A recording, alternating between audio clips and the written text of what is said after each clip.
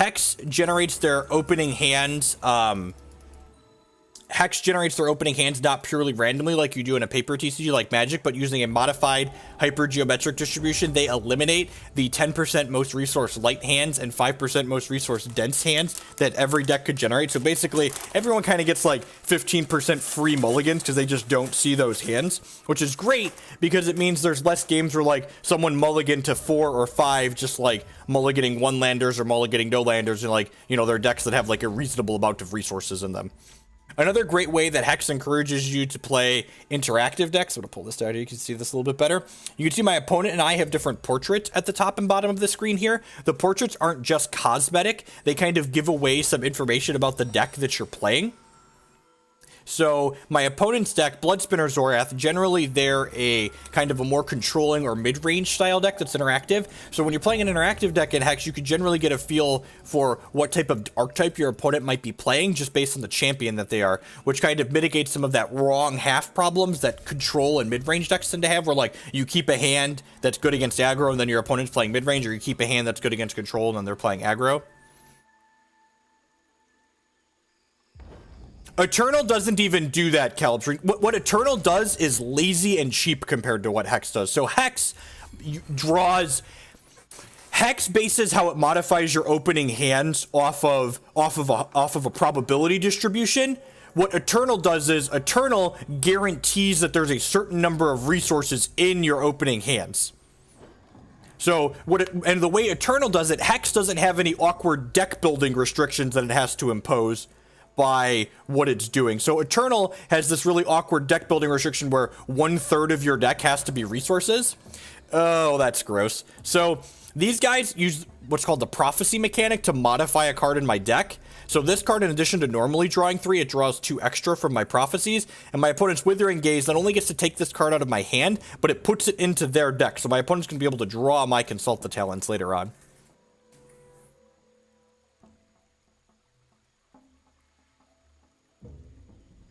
So that's a little bit gross, especially considering, and again, so even though Hex modifies the opening hands, Flood and Screw do still happen. So the rest of the cards are distributed randomly throughout your deck. So you are going to have games where you just, you know, really need to hit some non-resources here. Especially since my opponent took my, took my thing away. All right, Webborn Apostate's not bad. This comes down and takes a charge away from my opponent. So what charges do, they are what allow them to activate their champion power here too. So I mentioned Flood still happening in Hex. Hex actually does a little bit of way towards mitigating how badly players are impacted by Flood. And we each have a champion power. In addition to determining starting life total, your champion power does something. So basically, my Furiko says when I've played 7 resources or gained 7 charges, I can give all of my troops +2/+2 permanently. My opponent's champion creates a constant that summons these little 1/1s that attack me every turn, and my opponent's deck has different effects that let them gain advantage by sacrificing these throwaway troops that they get every turn.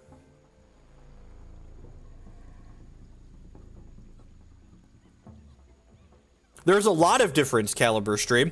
So in Hex, it's still possible to draw 0 resource hands if your deck is excessively greedy. So Hex doesn't eliminate 0 resource hands and doesn't eliminate all resource hands. It just removes a subset of them, which is a big difference compared to just like guaranteeing a certain number. So that's why they have to impose that deck building restriction.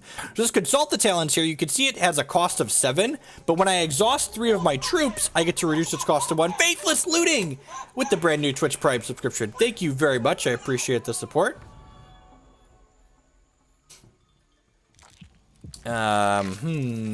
Choices. So this Vampire Princess is kind of scary. Every time this hits me inside of combat, they get to look at a card at random from my hand, and if they reveal an action, they get to take it away from me. Yeah, the fixing in Hex, and actually playing this dual resource is a good example of why the fixing in Hex is worse than in Magic. So in Magic, when you play a dual land, that land gets to tap for blue or green for the rest of the game. In this, I have to choose one of these 2 colors, right? So like this this resource only makes blue or it only makes green. So it can give me the one that I'm missing, but it doesn't make both like you're used to.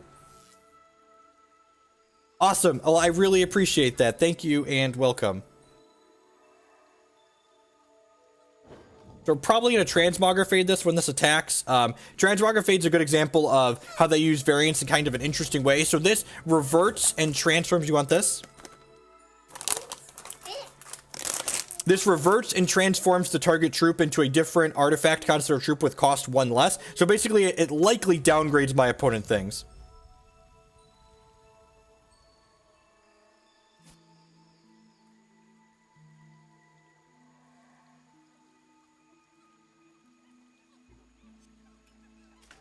You want this?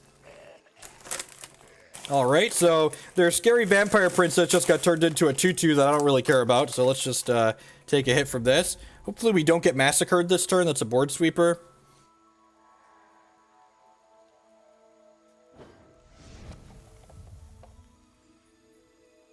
It only guarantees a deck that plays more resources, so ooh, that's really good. Ooh, they have a shard. If they have a resource, we're gonna be in a lot of trouble. So this card, yep, says whenever they gain a blood threshold, maybe? No, I can't risk the vampire princess taking this away, I don't think.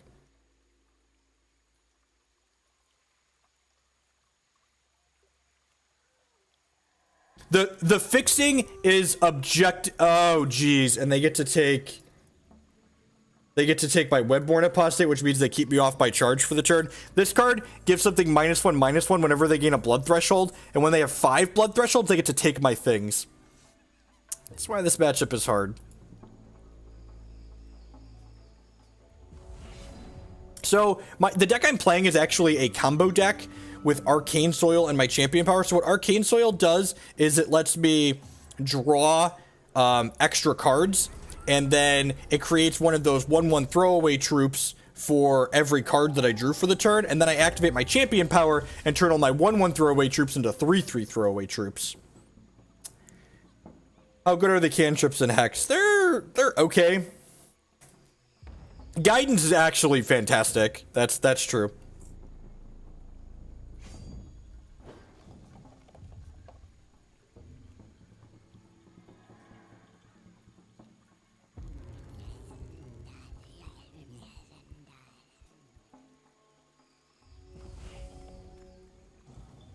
So we're probably up a creek without a paddle at this point.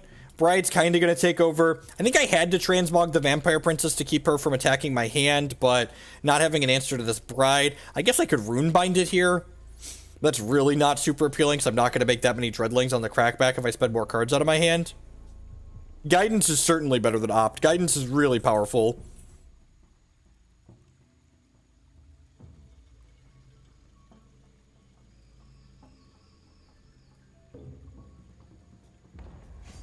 So no blocks here because my opponent gets to steal my troops if they die. Yeah, so no blocks.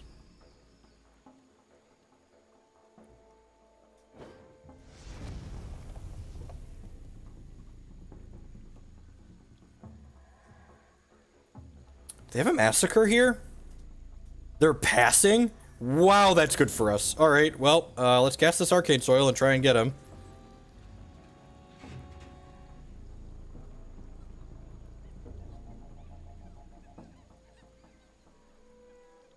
So Arcane Soil will put 5 Dreadlings into play here if it resolves.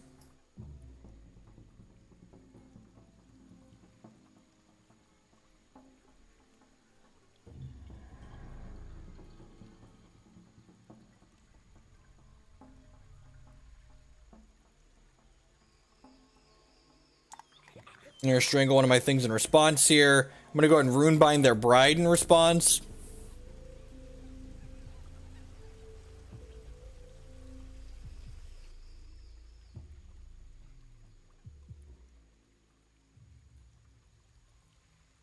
I need to be able to hit them with 6 things here. Another strangle. Okay, so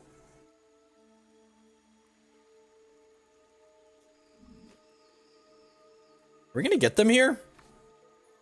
Yeah, we generate 7 things, and then I play this out, and then no, we're actually 1 short, right?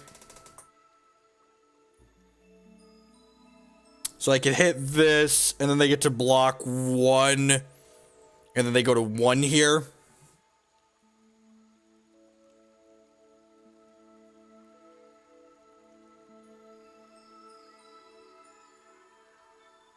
Because rune binding the bride gets it off the table. And it's the same difference, right? One more attacking troop is the same as them not having a blocking troop. Right? Is that... Oh, would I have won if I'd have runebound the removal? This can't attack, Bob. This can't attack. It just came into play. I'm only hitting them with 6 things here. This is people accounting this. This can't attack. This just came into play. The bride was tapped. Yeah, okay. Yeah, so if I would have runebound the removal, I'd have +1 attacker here. Yeah, so I should have runebound the removal. Yeah, if I runebound the removal, I kill them there.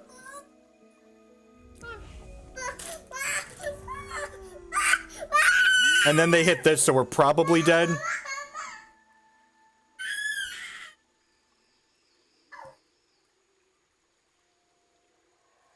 So yeah, so I punted this. If I would have... On the off chance they don't have a bunch of removal here, this Arcane Soil could come back and win us this game. But like, if I would have runebound their Strangle, they'd have died that turn. They also, like, my opponent punted to put us in that position. Like, my opponent was far too aggressive. Wow, okay. So, Massacre, they get all of my stuff.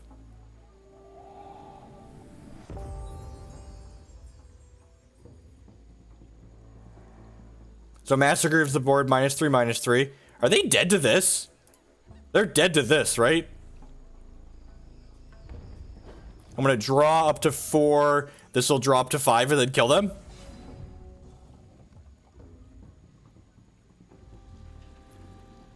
They have 4 blockers here. Need a cheap shot to not die. Yeah! Got him. Snuck it out there. Squeaked it by.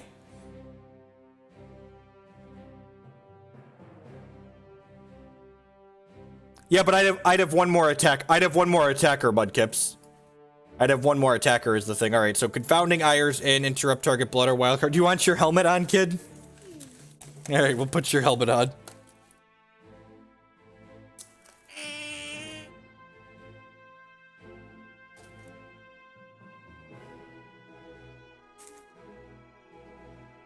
I mean, like, buffs and prophecies don't have an impact on the game. Having a more clear what is can attack and what can't has an impact on the game.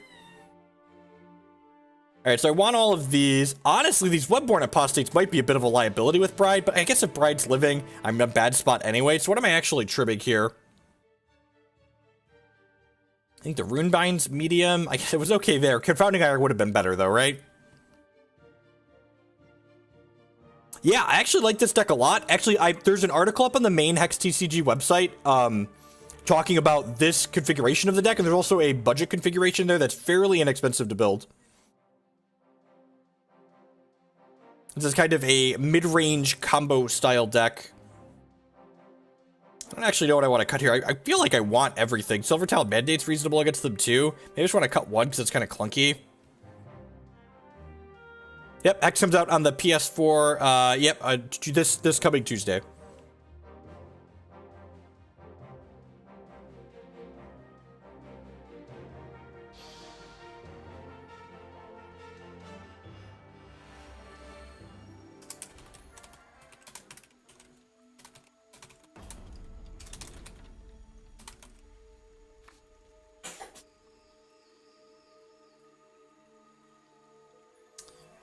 Yeah, that sounds great, right? It's got Transmog in it as interaction. It's got, we just need a Sapphire Shard here. Mad Robo is for control, that is correct. I don't even know if it's good or not there, but it's certainly for control. I wonder if I'm supposed to bring in Psychic Ascension in this matchup. They have a hard time beating that card.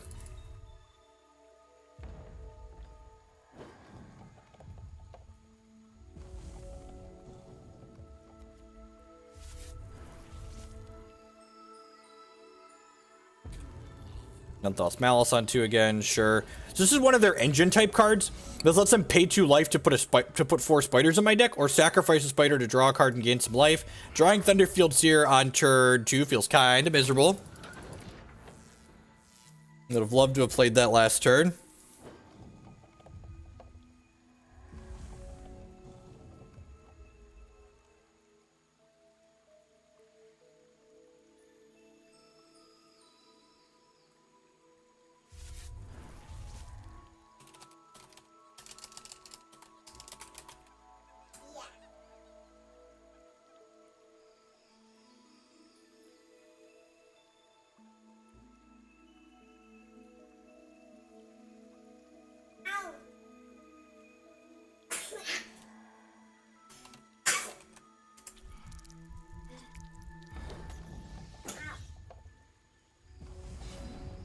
That is not the resource we were looking for.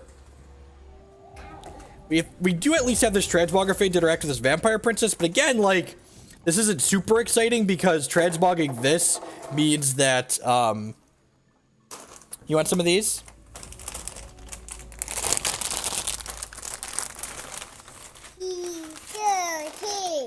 There you go. Enjoy. Transmogging the princess means we don't have an answer to a potential, bribe, but at the same time, like, I can't just let them have a 50% chance of taking an action out of my hand, so transmog away. That's a 2-1. Yeah, I'm just gonna go ahead and trade this here. That's fine. This makes a Blight Blossom when it dies, so it's just replaced by a different 1-1. Misery loves company. Alright, that's one of those powerful reserves card. One resource requires... This is actually a really good example of Hex's resource system for people that are unfamiliar with it.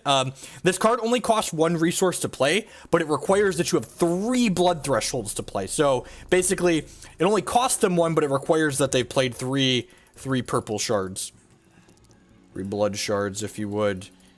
Alright, still looking for some resources here. Tilt! Alright, I'll play this webborn apostate, take a charge away from my opponent here. And, I'm just gonna leave this Blight Blossom back to block. And this card, when it hits me, it flips over the top card of my deck, and if it's a resource, my opponent gets it, so I'm sure this is about to draw a bunch of resources that we can't find.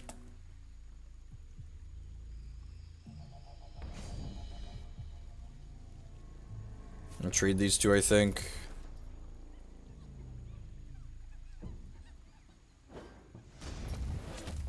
Sweet! They milled the non-resource there, so hopefully we hit a Shardski Poo. Shardski Poo, please. Shardski Poo, I choose you! Yay! Alright, so this is actually kind of sweet too, because this is a Fate Weave, I get to go ahead and stack a non-resource on top of my deck guaranteed here, so that means my opponent's Vampire Prince will go hungry again next turn as well. Oh, you know what? I should have attacked with this first, right? Because if they have another Misery here, they're going to get to Misery and not take damage now. It's actually a pretty big mistake. Just a cheap shot. Okay, not punished. We could have been punished there, though. We get to drain another charge away from my opponent here, which is good for us. Loading some eggs up in my deck.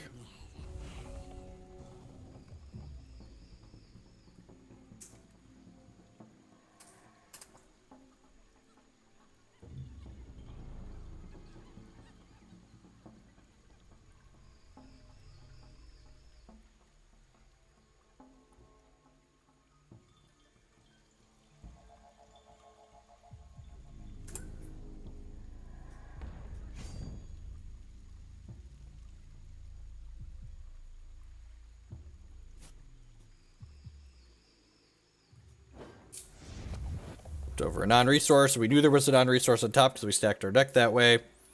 Would kind of like to draw... I mean, we weren't going to get to consult next turn anyways. Like, it's not great for us, but, like, it's better than Misery. Transmografade is excellent. I'm going to go ahead and start by playing this Thunderfield Seer out. And then I'm going to Transmografade this Vampire Princess now so we can try and draw into a resource for the turn. How much is Pippin Hustler in terms of dollars? Unsure offhand. Sweet. Found a resource. I got a 1-4. I'll grab my second wild there. Next turn we can consult and pick up 3 cards. If we hit a resource naturally next turn, I might just Pippin Hustler their Malice. Well, I guess the Malice doesn't do anything for a while. They're pretty far off their Dread Banner thanks to our Webborn Apostates.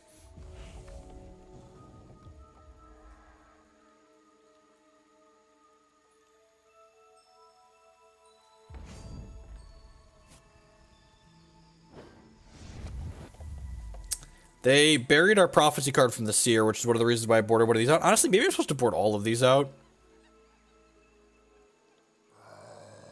That's just confirmation bias, Seneco. Withering Gaze kind of sucks, so long consult the Talons.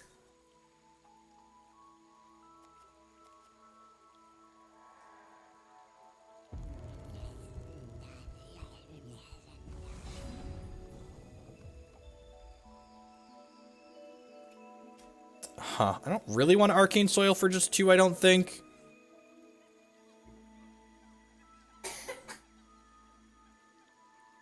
I'm just gonna pass the turn for now.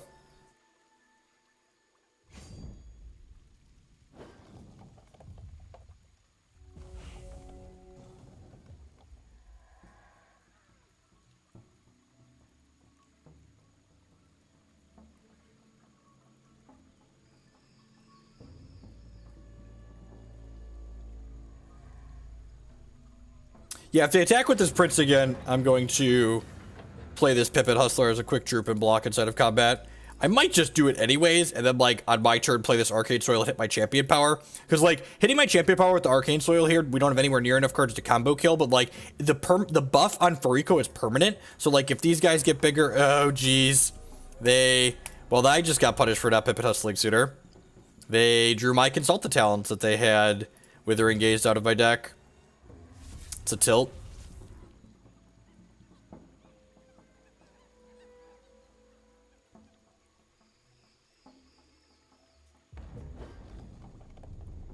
If they have another Misery, we're going to be in trouble.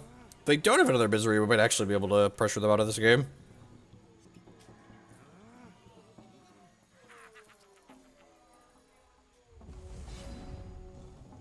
This is actually a pretty good draw, because it means that it's insurance against the Bride.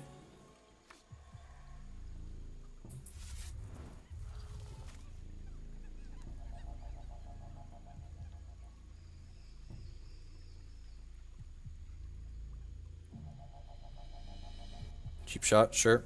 It's annoying, but not the end of the world. Means there's no Misery coming. This is 9, 14, 17 coming across here. And, like, we have 8 power left over. So, like, they're going to 8, and we have 8 power left over. So, like, that's not the worst.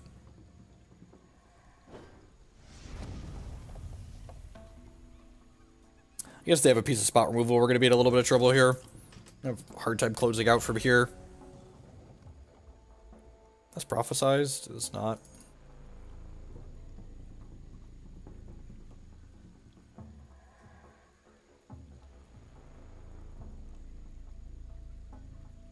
The cost of building this deck is very comparable to building Redlings. This deck's probably a little bit cheaper even. I retransmog this into hopefully something that this can attack into, since this is the only non-resource in my hand. Enjoy your 2-2. I think Redlings is probably still a deck that's kind of competitive, but it's definitely not tier 1 anymore.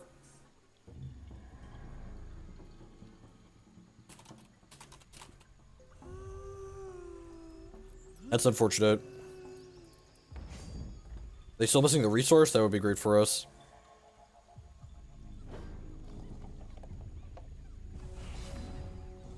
This was certainly one of our better draws here. I don't really want to attack into this Bride anyway, so we'll play this out and then consult.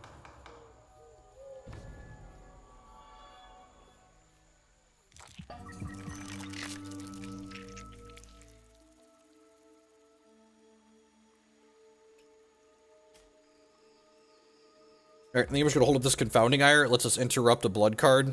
Or a wild card, technically. If they brick on a if they hit a resource this turn, which they're pretty likely to do because, like, they have a redraw from the Zenthos Malice, they're gonna have to take our Webborn Apostate away.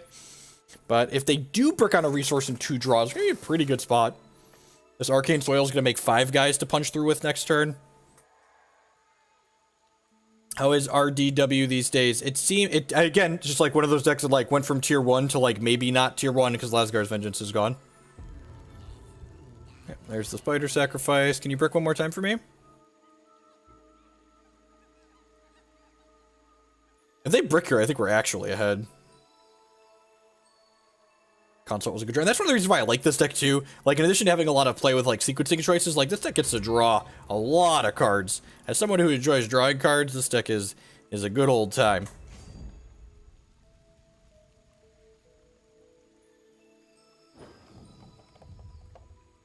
Here, 10 out of 10 about your Arcane Soil and crack with the squad here.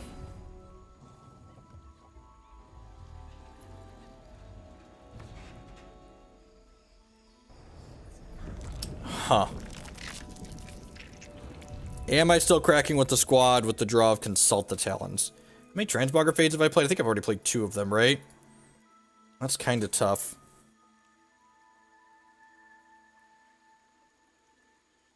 I think I'm actually supposed to consult here and try and find a Transmogger Fade for this Bride. Wow, I just gave them a bunch more spiders. That could have gone better.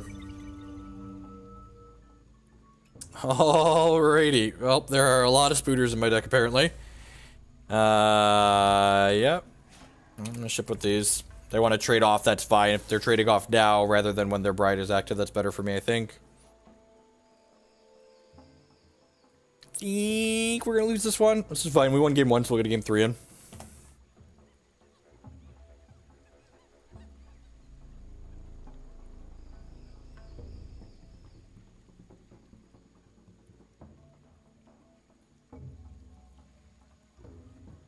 Hello, tiny porky man. May I sit in Ned's lap? Ugh.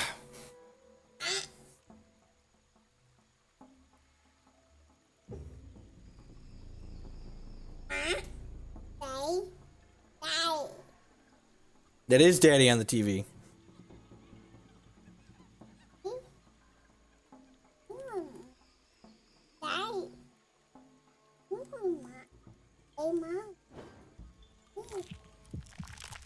Wow, that's an aggressive trade. Yeah, I think that's okay for us. I think for sure they'd want to keep 2 spiders, so that way they could sack to the Malice and try and... Yeah, like... Just feels so natural, right? I mean, the variance that Screw and Flood add to the game is one of the more interesting parts of TCGs, right? Like, it adds an interesting deck building restraint to the game.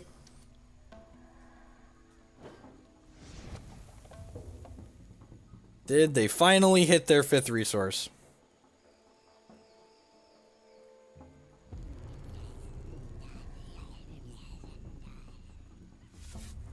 Alright, they hit it. So now they can kill my Webborn Apostate and take a charge away from me. And the question is, if they have a hero fall for this, I'm just going to pack it in, because there's no way we're coming back from that.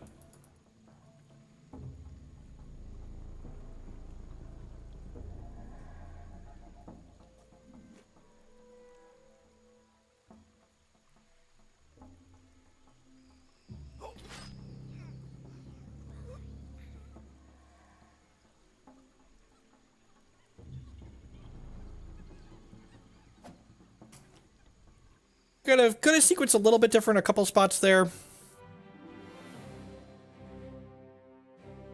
Thunderfield Seer seems pretty bad. I kind of want it to enable Consult, but at the same time it seems medium minus. I kind of want these Tribunal Magistrates and Silver Talent as additional threats, I think.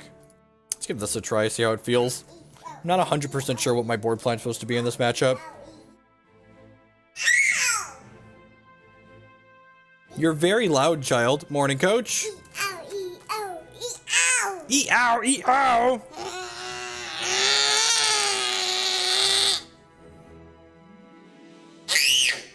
Yes, I love you, even if you're loud.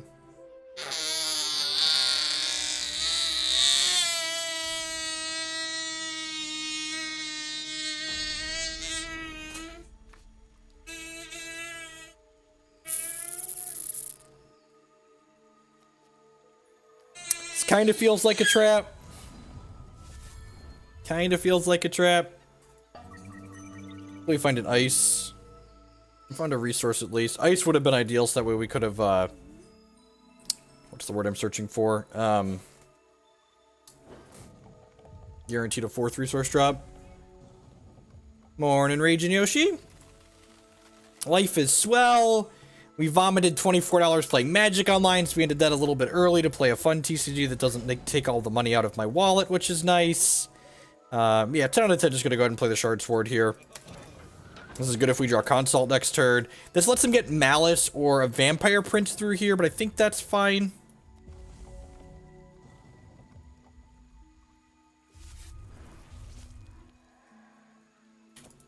I actually would prefer Malice to, yeah. They played Malice on all 3 games. I feel like if the game goes long enough for Malice to matter, we're probably losing a lot of the time anyways. Hopefully they give us a Bride or a Princess to counter with this next turn, and then we could rip a resource and play Pippin Hustler or rip a Consult and draw some cards into a resource. Consult is great because it lets us gas up before we Arcane Soil down the line.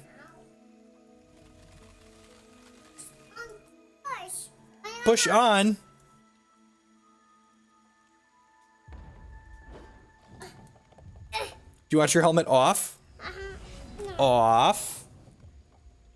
And again, like, it's possible Supply wants some more ice in this deck. I don't know if the dude can handle that many slow resources. I'm gonna strangle my Depth Crawler. That'll be a tilt, because it means my consults are no longer good draws. We give 2 resources focus, which, like, I think that's a keep. That's gotta be a keep, right?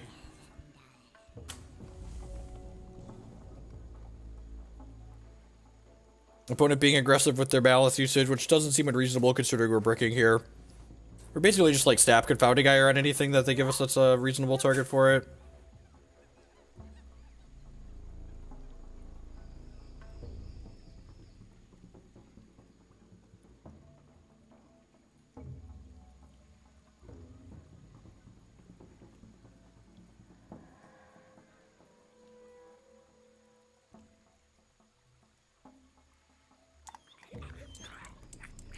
Gonna strangle my thing. Yep, that's fine.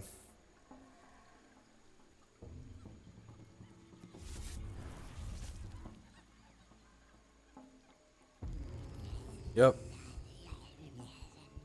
Can a non-slow shard, please? Alright, I got a spider, but I got a non-slow shard, so I guess that's fair. I'm gonna go and attack with this, I think. And probably play the Silver Talon Mandate out.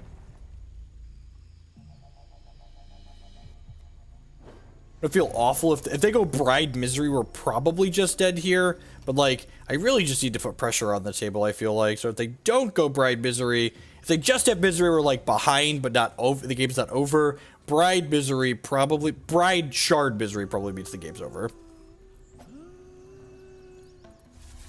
Okay, there's 2 of the 3. I'm gonna complete the trifecta here. I think we could have beaten this on the play because we would have gotten in underneath it, but... Yep.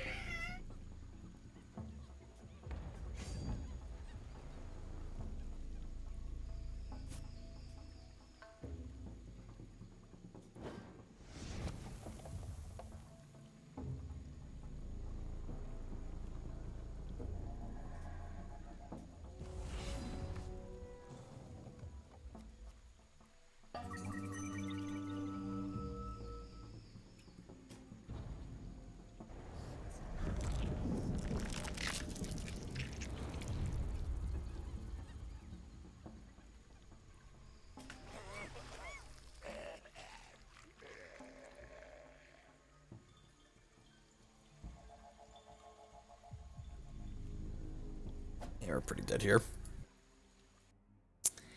Let's move on up to the next match.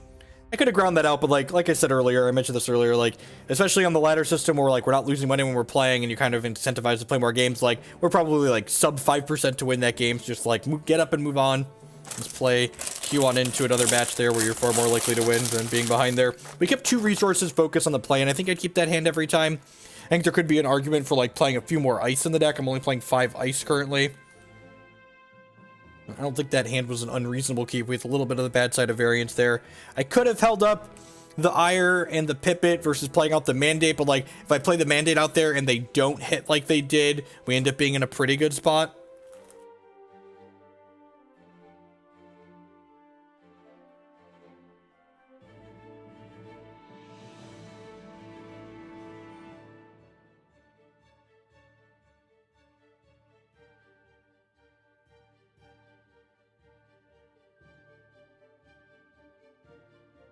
There's a non-zero chance that just, like, just, like, jamming 4 copies of Ire in the board is right for these blood decks. Obviously, like, we streamed with the Kaigalichu deck yesterday, so just, like, 2 resources interrupt target cards that they play seems profitable.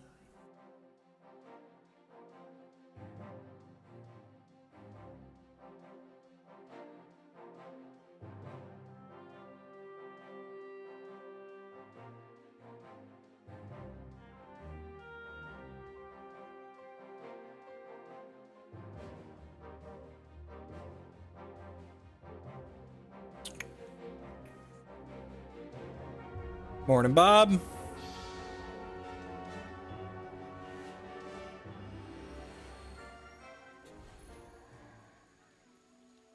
Needs to be more really slow decks, the better, I think, for it to be more than tier 2. I mean, I don't think the Storm deck will ever be tier 1. It's kind of like Papa Goot, where, like, it can be well positioned against particular strategies, but, like, in general, that type of deck is never just going to be the best deck in a given format. It seemed cute, Jin. Opponent playing Uzu the Bonewalker here at his mulligan to 5. So could be a control deck, could be mono Sapphire. Sapphire shard to start. Could still be either. There were some Blood Sapphire Uzu decks that are popular before. Warp Steel Shardsworn's a great pickup here. I want to play a Shard of Instinct on one here. I don't really know if I want a resource or a non-resource just yet, so I'm going to wait to make a decision on the Sapphire till we draw a couple more cards.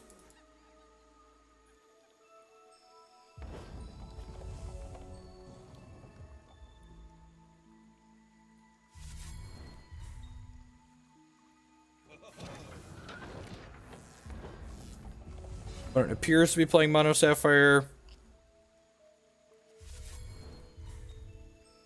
It felt as miserable as the rest of Plague Modder did, Ranting Bob. We just, like, hit some matchups that were hard and then ran a little bit bad in matchups that were okay. We beat the one Abzan deck we played, which is probably a good matchup since we had a bunch of Blood Moons in our deck. Opponent getting to Consult on 3 undoes their mulligan nicely here for them, which is good. Do I want to Consult on 3? This would be down to 6 cards in hand. This would be down to 5 cards, up to 8 cards as a discard if I Consult here. That doesn't sound super appealing. The illusion of choice here. And look, I'm really glad I waited on this Fate Weave, because now I get to go ahead and Fate Weave a non-resource to the top of my deck and attack with these. Yeah, I hope the new standard format is good. We're going to be exploring Magic standard format next week for sure.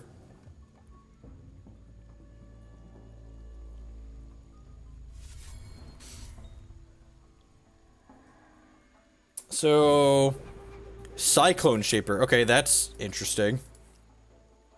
So not a traditional Mono Sapphire list to the other side of the table. A free Consult, okay.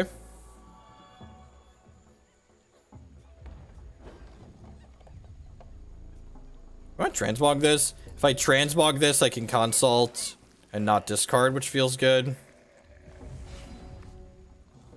It's gonna get to Consult, not discard anyways.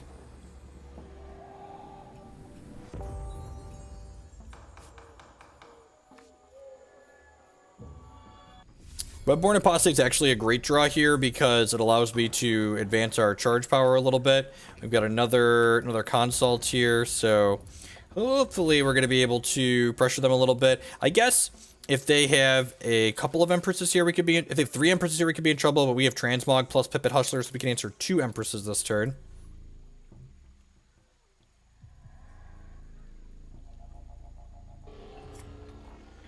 Commander Prompt's kind of scary. I don't think I want to block either of those.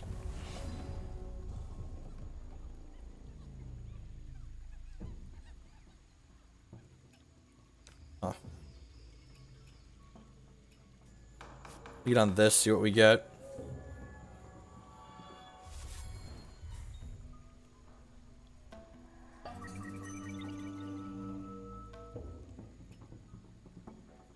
Arcane Soil we can combo with next turn, which is nice. So I can go ahead and Transmogrifade this Commander Prompt here, and then pass the turn.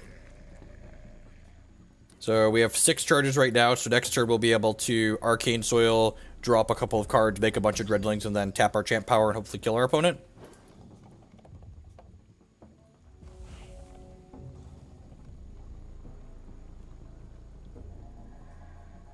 Let's see, they could be playing cards like Runebind here, so we're not guaranteed to kill them. This isn't 100% to resolve, but if they use all their resources again here, we're in a really good spot.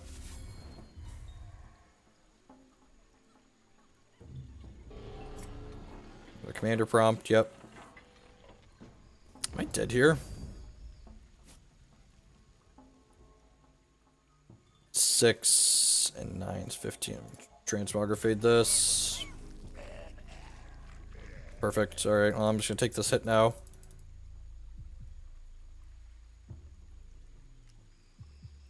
Actually, I'm gonna block here because they might be incentivized to play an action since this gets bigger. Alright, this trade.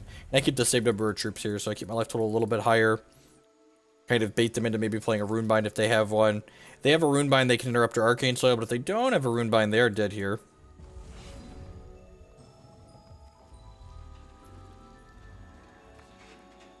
Alrighty. Almost played the wrong resource there, so go ahead and hit this. And then they have one blocker, and we have a bunch of attackers, and they're all slightly larger. Harder, better, faster, stronger, more than ever. Hour after hour, work is never over.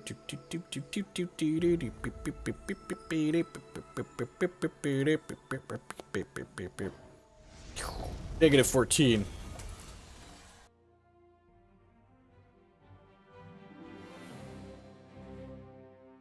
All right, what are we doing here?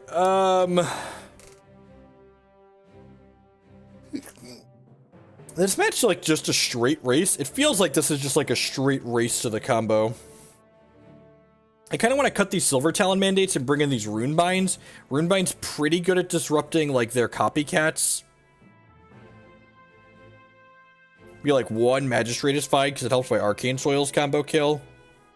I don't hate that. Dread End's a little bit of a liability, because, like, if you Dread End them, even if they only have, like, 3 or 4 things, they can just go, like, Magistrates and Prompts and Cats the following turn and kill you. I think I'm gonna try this, see how it feels.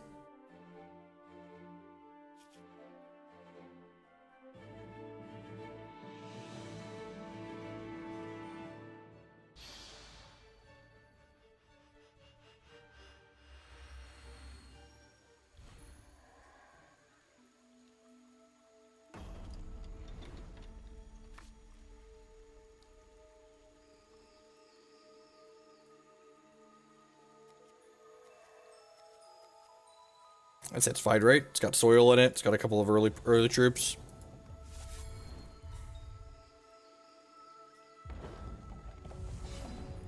That's actually just the perfect draw.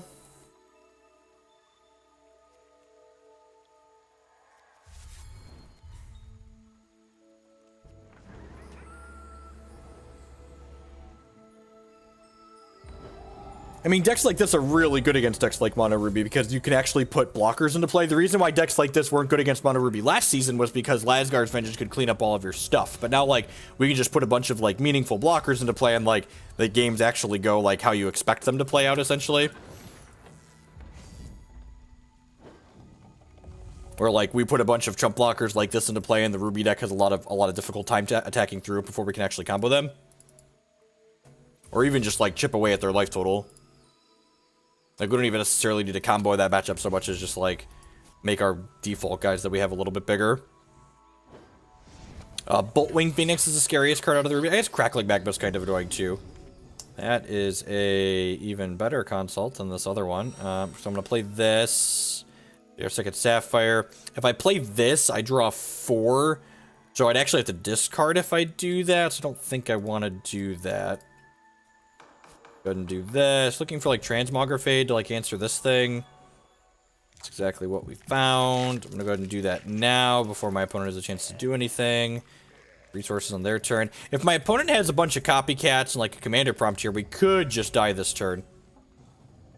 Because this made 2 Dreadlings, so copycats revert this back to Tribunal Match. Doesn't look like they have any power-ups. It's really good for us.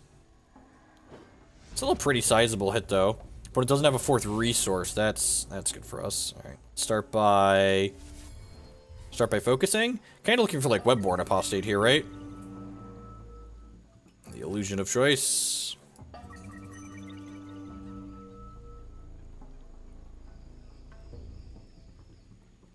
I mean, all right, if you're gonna twist my arm, I guess I'll draw more cards. All right, we found a Webborn Apostate. I don't want to Transmogrifade. Actually, I'm just gonna Transmogrifade this guy. It takes their extra troop generation off the table, which makes their extra anthem effects less scary. Yeah, that seems fine, actually. And then our hand's actually set up pretty well here. So next turn, we get to go Wild Shard, Webborn Tribunal Magistrate, and then the following turn, we can Arcane Soil for a bunch and hopefully push through lethal.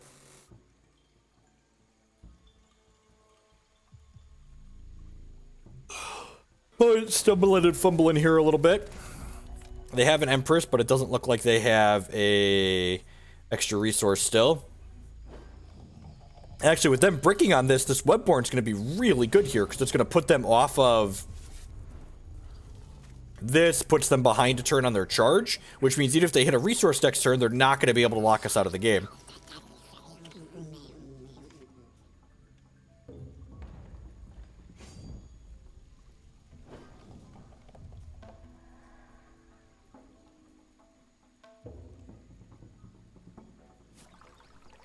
This is a card, it's really overperformed for me. Just like, it's kind of hard to evaluate, like, how much value a charge is in the abstract. And this card's really kind of made me realize that for a lot of these champions that, like, a charge is, like, really close to a lot of value. Transmography, my Tribunal Magistrate, sure.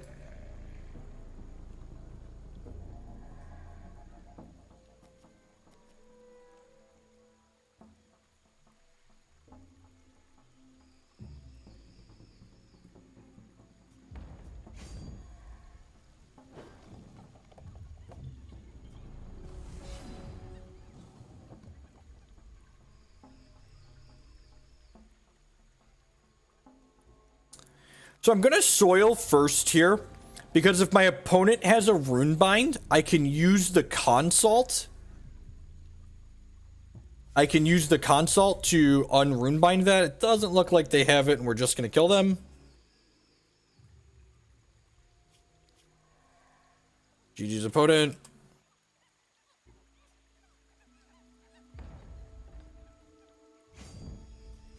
Yeah, I definitely plan to stream more Epic. In fact, Epic is updating. They just posted an update to the Kickstarter yesterday, so we're going to be getting a bunch of bug fixes. I think they said they're adding leagues to the client.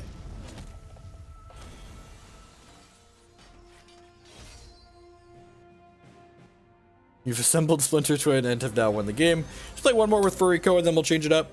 Get a little variety in our lives.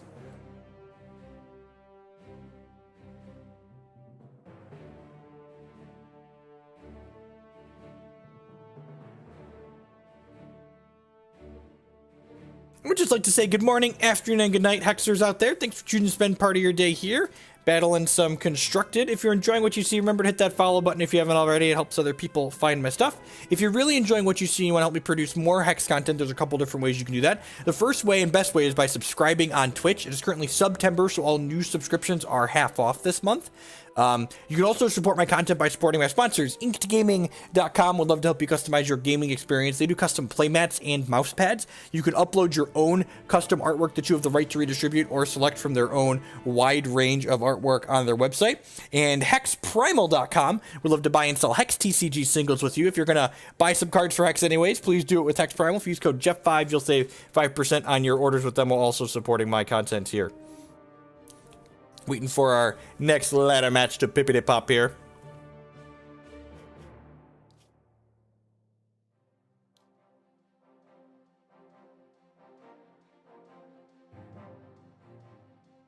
I don't think this deck wants Siege Engine. So one of the reasons why I really like this deck is it's not terribly clunky in the aspect.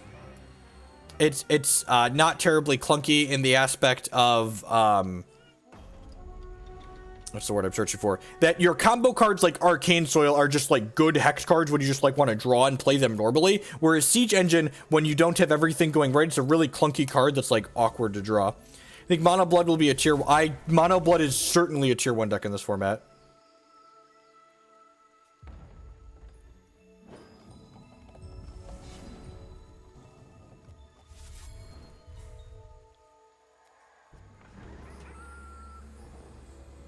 Hex Primal points are kind of like their rewards program, basically. Kind of like the more money you spend, you get some free stuff here. I believe you could use them directly to buy cards.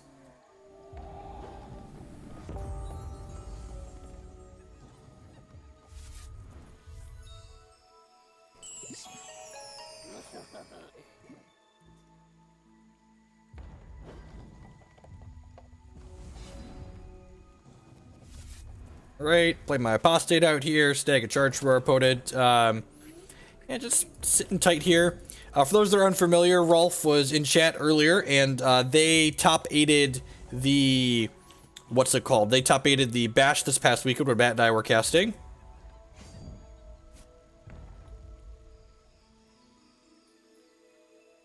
I don't think I want to trade these two for the Emperor's Lackey here. If we draw a Consult, I'd much rather have my bodies in play. Start an Arcane Focus here. Transmogrifade. Sounds great. And play this, and then play this out, and then probably pass the turn here. Although I guess I have enough bodies that I really don't mind. I'm going to go ahead and pass here.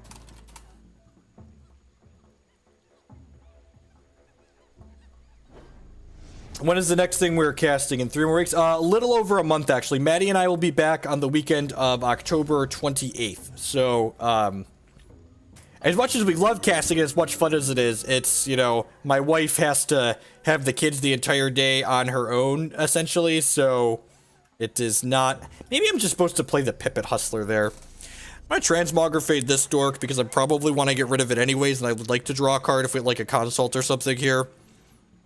Alright, I'll play that and put a non-resource on top of my deck. And then, yeah, at this point, I've got enough poopers that I'm just going to go ahead and ship with the squad here. If they want to trade for my Webborn Apostate, that's fine.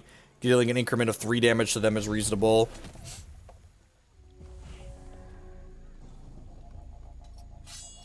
Have the kids cast the matches, right? Huh, do I want to transmog this? I probably just want to Pipit Hustler this, right? Yeah, I want to get the Pipit Hustler into play anyways. Arcane Soil. Alright, well, let's play this out, and then next turn we will soil ourselves. So Hex's coverage stuff is still mostly in its infancy, and we don't have a ton of support from Hex Corporate on in terms of dollar bills. No. We're doing it because we like it, but unfortunately it's not feasible for us to do it every single weekend. Otherwise, we would. So, hustle this dork.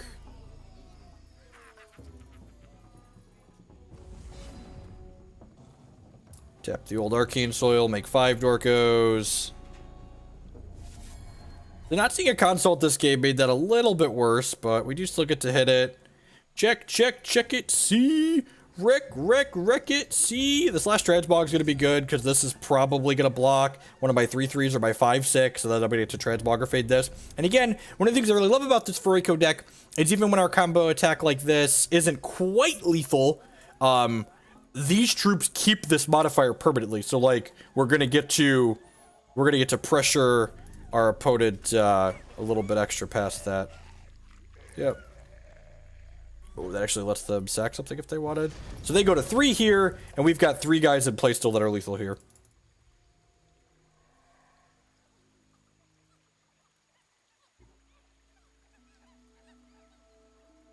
We cannot cast and play simultaneously. Not terribly feasible.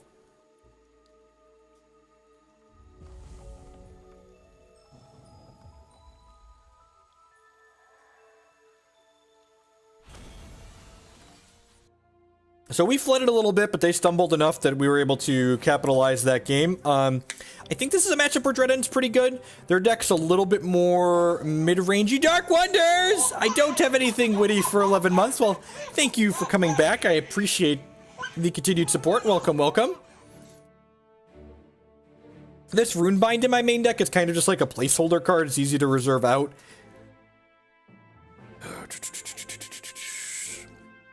Why not? The other caster did it. Was someone playing and casting simultaneously?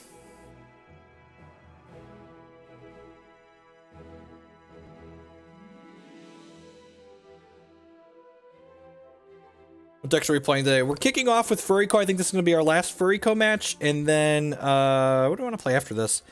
I don't know. I might look at Blood Diamond Constance. I've had a couple of people ask me to that. I want to work on a more controlling build with, like, Zenthos Malice, I think.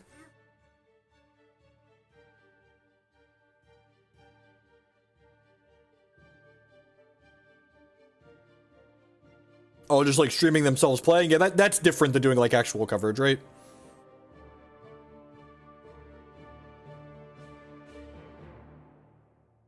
Was in the sealed 1K while casting the top 8 of the CCS. That... Well then.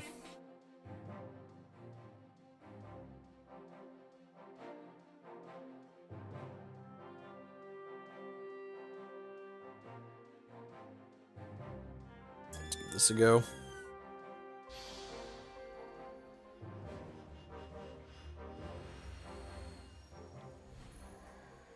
This is one of those decks is like, it's a little bit hard to board with because like our primary game plan is pretty good and we don't want to dilute it too terribly much. Seems okay. It's a little clunky, but opponent's deck isn't terribly aggressive either, so I think it's fine to be a touch clunky.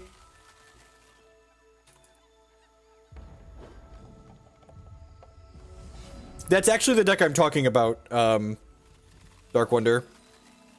Put a non-resource on top here because I really want to hit some troops. If this was like the Dread End that was a Webborn Apostate, I'm a little bit sad. I'm actually just going to jump back. I had, we toyed with this deck earlier in the season. I'm going to look up my article. Actually, it was my first deck drill down of the season was on the Blood Diamond Zorath deck. I'm gonna just jump back and look at that. When was that? Blood Diamond Constance back in July? Yeah, beginning of July. Probably start with what we had here. They put speed in this. Sharp. I don't want to jump block here. Need that for my consult. It's not possible. Sure, Webborn Apostate or Shardsworn. Yeah, buddy. Ripping them off the top like a professional here. Actually, just the running best draws. So that means I could do this. Gas up to 7 cards in hand. Next turn we could hustle this Crusader. If they have a second Crusader here, we're going to be in a lot of trouble.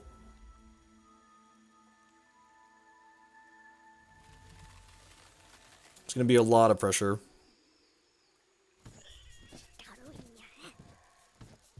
Man, this deck was ahead of its time too. It had 4 Primordial Cockatrices in it.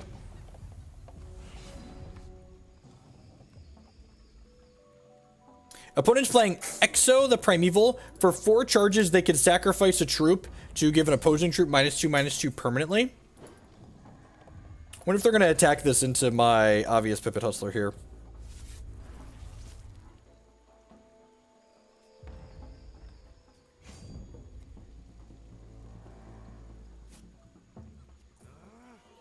If our hero falls here, I'm going to be a little bit sad. We have another one in our hand.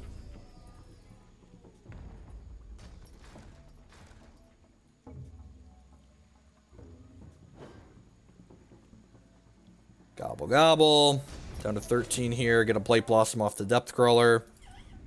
Smoke Claw Raker. Yeah, that's like annoying, but it's not the end of the world. I don't really need this Dread End at this point. It's this extra resource for now. High Tar. Play this. Play this. Oh. Oh, I'm so dumb. God, my sequencing is bad there. I'm gonna put a resource on top of my deck. Resource for now. Offer this trade, I think. He has another one of these. We're gonna be really sad here, but like, there's a good chance that this is just like a what-of in their deck to enable Crusader, right?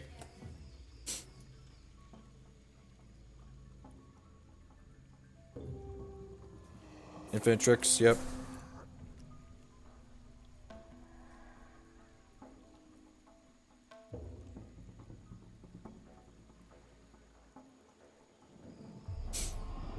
Need this flight, life drain. Okay, that makes sense. They attack with this, I'm just tripling, right?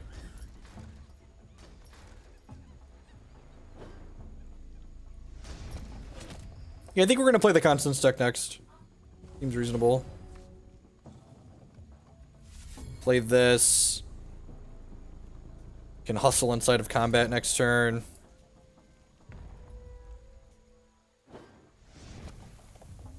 Hey, Wafy.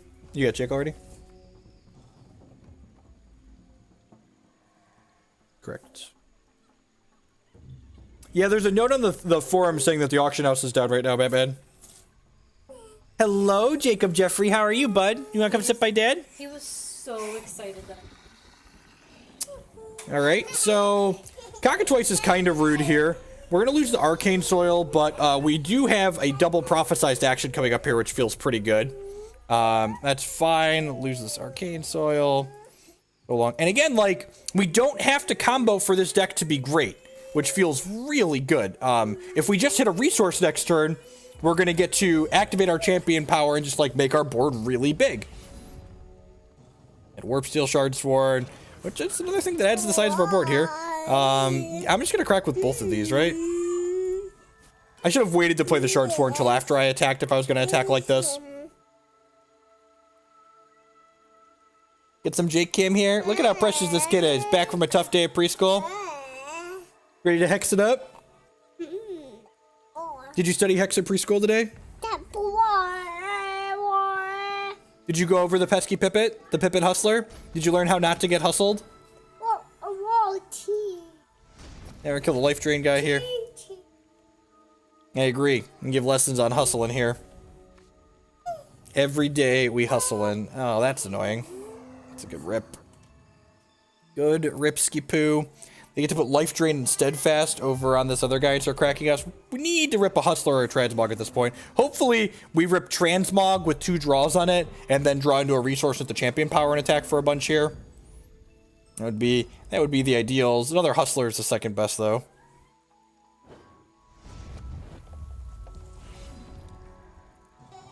Oh, we had 3. Hey, crazy ship with the brand new $4.99 a month subscription. Thank you very much. I really appreciate that. Welcome. There's Arcane Soil, and then we're going to draw 3 cards here. Ooh! Ooh, it's like Christmas over here. Jacob, Dad's in the middle of something right now. He loves you, though.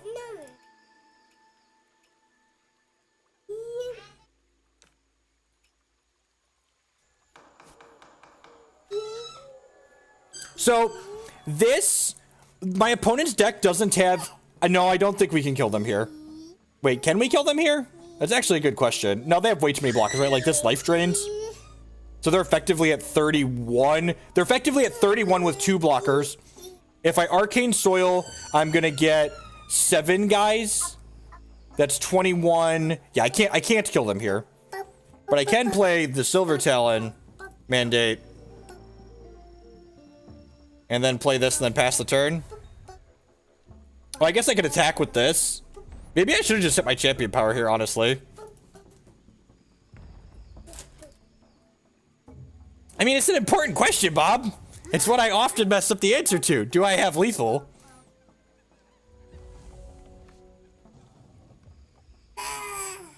Meh. Do you want a snack? You want some cereal? Get your bowl. Get your bowl, and I'll get you some cereal. There's a bowl right there.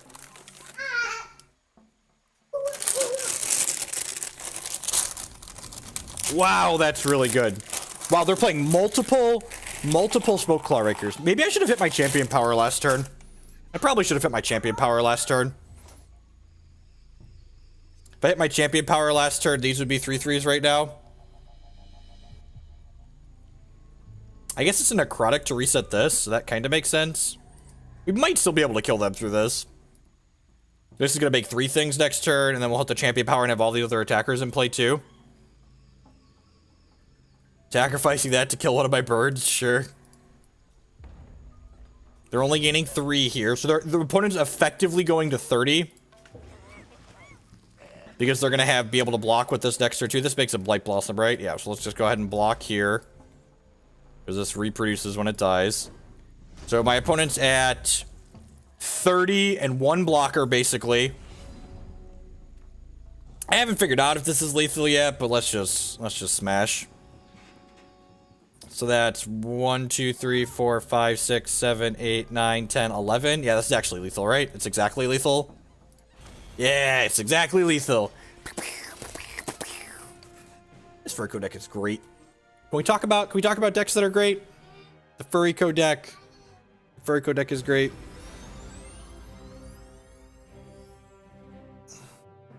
All right. Anywho, I'm just gonna